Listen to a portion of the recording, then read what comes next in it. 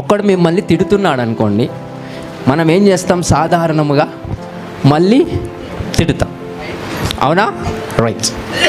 ఒకడు తిడుతున్నాడన్నా, నువ్వు ఒక వ్యక్తిని తిడుతున్నాడన్నా, వాక్య ప్రకారంగా ఆత్మలోకపరంగా ఏం చేస్తున్నాడంటే ఆ వ్యక్తి విత్తుతున్నాడని అర్థం. నీ చెయ్యి ఇరిగిపోనాడు, వాస్తవానికి వాడిని ఇరిగిపోతుందేమో, కానీ ఏం విత్తుతున్నాడో, let me say once again, ఏం విత్తుతున్నాడో, సో ఏం విత్తుతున్నాడు? నీ చెయ్యి విరిగిపోవాలి అని విత్తుతున్నాడో వీడేం చేస్తాడు? అదే వస్తాడు.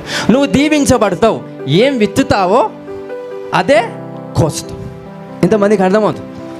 సో ఒకడు నేను తిడుతున్నాడు, దయచేసి నువ్వు మళ్ళీ వాడిని అంటే, ఒకడు నీలో ఒక చెడు మాటను విత్తుతున్నాడు.